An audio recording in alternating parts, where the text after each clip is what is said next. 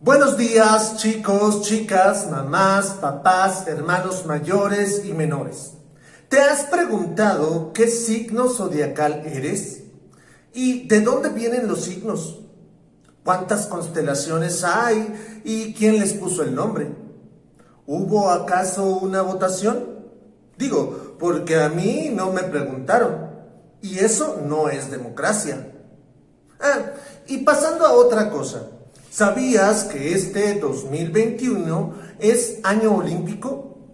O sea, que se juegan las Olimpiadas, que es la máxima justa deportiva a nivel mundial. Bueno, pues esto y muchas otras cosas más las inventaron los griegos, a quienes se les cataloga como los padres de la cultura occidental. Y es que sus inventos y sus aportaciones a la humanidad son tan significativos que sin ellos nuestra vida no sería la misma. Así que si te interesa saber por qué son tan importantes, no te pierdas este video. Vamos a lo nuestro.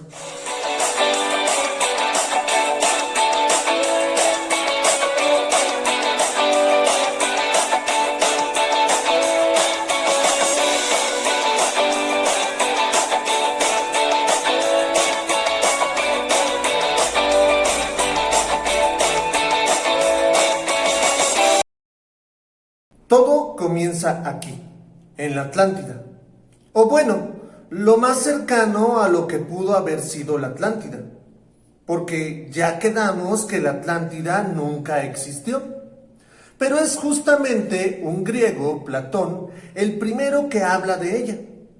Y es que los científicos de hoy en día concuerdan que si es que hubo una civilización que se hundió en lo profundo del mar, fue por un volcán, y tuvo que ser esta, los minoicos, que son los antepasados de los atenienses, quienes habían fundado su ciudad en la isla de Creta a mediados del periodo mesolítico, y quienes para su época, por supuesto, estaban muy pero muy avanzados, ya que dominaban la fundición de todos los metales, incluyendo el oro, y la navegación. Pero un volcán arrasó con la isla donde vivían y todas sus construcciones y palacios. Así que los minoicos tuvieron que huir y buscar otro territorio, llegando a lo que hoy conocemos como Grecia, donde ya existía otro pueblo, los micénicos. Y ellos no estaban tan avanzados, eran más bien guerreros y cazadores. Los micénicos son los antepasados de los espartanos. Sí, ya sé. A lo mejor los atenienses y espartanos te suenan mucho, porque eran las ciudades más grandes de Grecia, y hay muchas historias sobre ellos. Pero vamos por partes. Los espartanos y los atenienses no eran los únicos. Había muchos otros pueblos nativos que tenían sus ciudades. Y en todo este tiempo ninguna ciudad pudo conquistar a otra. Así que cada ciudad era autónoma e independiente. Algo así como los Emiratos Árabes de hoy en día, de los que ya te hablé en otro video. Pero bueno, por si no lo recuerdas, te dejo el link en la descripción para que cheques qué es una ciudad-estado. Y así pues, durante mucho tiempo, estas ciudades-estado lucharon por el territorio unas con otras, provocando muchas guerras internas en la antigua Grecia. Y a este tiempo lo llamamos el periodo oscuro, porque en este periodo no tuvieron avances de ningún tipo. Sin embargo, de este periodo salieron muchas epopeyas con grandes héroes y básicamente toda la mitología griega. Las epopeyas eran versos escritos que narraban las hazañas de los héroes, como por ejemplo Hércules o Aquiles, y todas esas luchas contra dioses o seres sobrenaturales eran anécdotas de héroes reales, pero que se iban incrementando con mentiras y fantasía de cosas que la gente le iba agregando, hasta convertirlas en mito, como el de Helena de Troya, en el que Aquiles, para rescatar a la princesa Helena, destroza toda la ciudad de Troya y para ello utiliza un caballo de madera.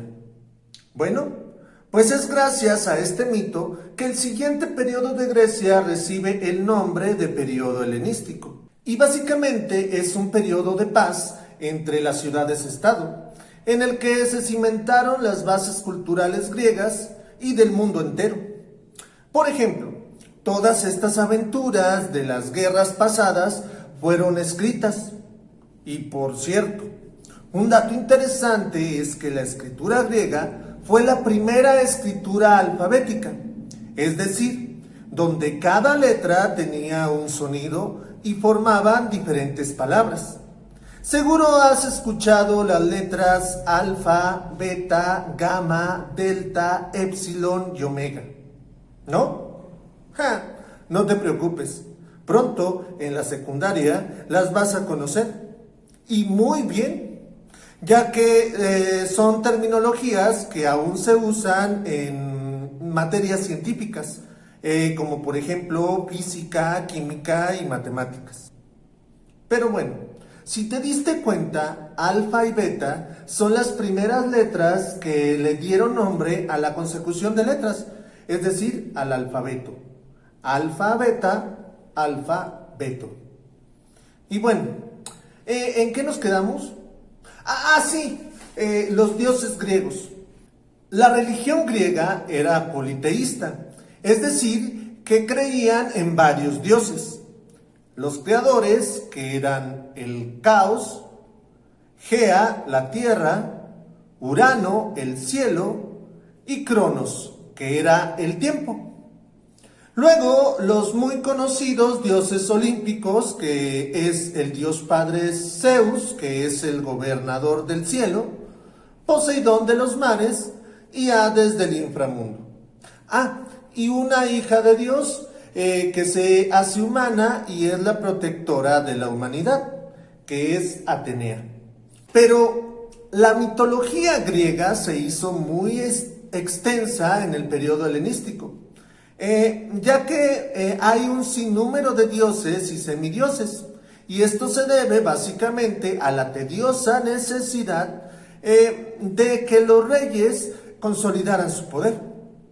En aquella época, donde las ciudades peleaban unas con otras, muchos reyes morían y tenían que ser sustituidos por otros, y estos otros tenían que demostrar ser algo más, o sea, prácticamente divinos. Así que se decían hijos de Zeus. Y Zeus quedó como todo un galán, que encantaba a cuanta mujer hermosa veía para tener hijos con ellas. Y para los griegos, Zeus tuvo un montón y montón y montón de hijos que se convirtieron en dioses, semidioses y héroes. Pero Grecia realmente tuvo unos héroes muy recordados y conocidos, héroes 100% reales, y no eran hijos de ningún dios, como por ejemplo Leónidas y sus 300. Seguramente has escuchado historias o has visto las películas, y en las películas y la televisión los han hecho muy irreales, pero se sabe que la batalla de las Termópilas sí sucedió. Y no solo eso, sino que fue la causante de que Grecia posteriormente se uniera en el Imperio griego, ya que como todas las culturas agrícolas, Grecia se encontraba a orillas del río Acción, que se dividía en dos vertientes, la Egea y la Jónica. Una desembocaba en el mar Egeo y otra en el mar Jónico. Este punto era estratégico para el comercio marítimo. De hecho, los griegos se hicieron grandes navegantes y basaron sus referencias en las estrellas. Y así es como nació la astrología, y se pusieron los nombres a las constelaciones que hoy conocemos. Y un dato interesante es que los signos zodiacales corresponden a las estrellas que se ven en Grecia en los distintos meses del año. Así, por ejemplo, en noviembre en Grecia se ve la constelación de Escorpio, luego la de Sagitario y así sucesivamente. Pero ya me salí del tema. ¿En qué estaban? Sí, los verdaderos héroes griegos. Resulta que Grecia estaba en un punto muy estratégico. De hecho, las ciudades-estado de Atenas, Tebas y Corinto se hicieron muy ricas a través del comercio de sus puertos. ¿Te acuerdas de la Gran Mesopotamia? Bueno, pues se había convertido en Babilonia y después en Persia. Y este imperio persa era el más grande hasta el momento. Y le interesó mucho al rey persa Jerjes el hacerse de las islas griegas, por lo que Atenas pidió ayuda a su similar y rival Esparta. Y mientras los espartanos, con solo 300 hombres, detuvieron el avance del rey Jerjes por tierra en la batalla de las Termópilas, el rey Temístocles de Atenas detuvo el ejército más poderoso de ese tiempo vía marítima. Al darse cuenta de lo que el poderío militar de las dos ciudades podían hacer si se unían, el rey Temístocles se propuso perseguir a Jerjes e ir quitándole territorio, naciendo así el imperio griego. Aunque este imperio era un imperio democrático. Momento. A ver, profesor, no puede haber un imperio que sea democrático, eso es imposible. Bueno, en Grecia utilizaban la democracia, pero se la llamaba imperio por el gran territorio conquistado y porque tenían reyes. Pero durante mucho tiempo no tuvieron un emperador como tal, ya que recordarás que eran ciudades autónomas, por lo que era común que el rey de cada ciudad preguntara a su pueblo sobre si entraba a la guerra con alguna otra ciudad o si conquistaba algún pueblo, si compraba más barcos, etc. Esto lo decidía el pueblo mediante una máquina de votos, que los ciudadanos depositaban una piedra de color blanco si estaban de acuerdo y una piedra de color negro si no. Después se contaban los votos y se tomaba la decisión. Atenas fue mucho más lejos y se desechó por completo de su rey, eligiendo un gobernante provisional por ciertos años y luego cambiándolo cada cierto tiempo. Y así surgió la democracia que hoy en día se practica en la mayoría de los países del mundo. Durante este tiempo, los griegos se volvieron muy ricos y sus ciudadanos no tenían mucho que hacer, lo que trajo con ello a grandes pensadores, maestros, astrólogos, ingenieros, historiadores, filósofos, inventores, etc. Como por ejemplo Pitágoras, Sócrates, Platón, Aristóteles, Homero, Esopo, Aristófanes y Asclepio. Todos ellos hicieron grandes aportaciones a la política, la educación, la ciencia, la cultura, la filosofía, la literatura, las matemáticas, la tecnología, la ciencia, el arte y los deportes. También en este tiempo Grecia floreció mucho en arquitectura, teniendo dentro de su territorio a 5 de las 7 antiguas maravillas del mundo: la estatua de Zeus, el Coloso de Rodas, el Templo de Artemisa, el Mausoleo de Halicarnaso y el Faro de Alejandría. Hoy en día, ninguno de estos monumentos existe, pero sí existe el Partenón, el teatro griego que fue el primer centro de espectáculos de la humanidad y que después copiaron los romanos para formar su afamado Coliseo. En él se presentaban diversos espectáculos de teatro, música, oratoria, danza y deportivos, dando origen a las Olimpiadas, donde competían los mejores deportistas y guerreros en diversos pueblos. Así los griegos dejaron infinitas aportaciones a lo que hoy utilizamos y sobre todo de la cultura que hoy tenemos.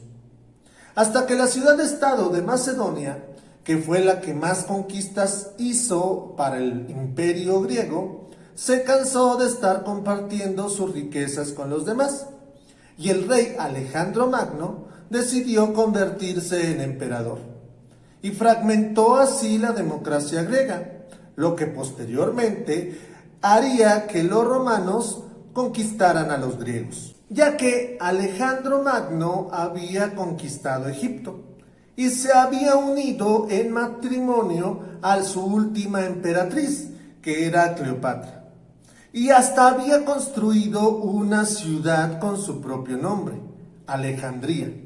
Pero al hacerlo, se llevó gran parte de las tropas y guerreros griegos, lo que aprovecharon los romanos para conquistar Atenas. Y al tiempo, acorralaron a Alejandro y a Cleopatra en su ciudad, obligándolos a suicidarse, terminando así con dos de los imperios más grandes que han existido, y por tanto convirtiéndose el Imperio Romano en el más grande hasta el momento. Pero esta historia la veremos en otro video. Por mi parte es todo. No olvides darle like al video y compartir con tus amigos para que más personas puedan despejar sus dudas sobre el Imperio griego. Cuídate mucho, nos vemos pronto, hasta luego.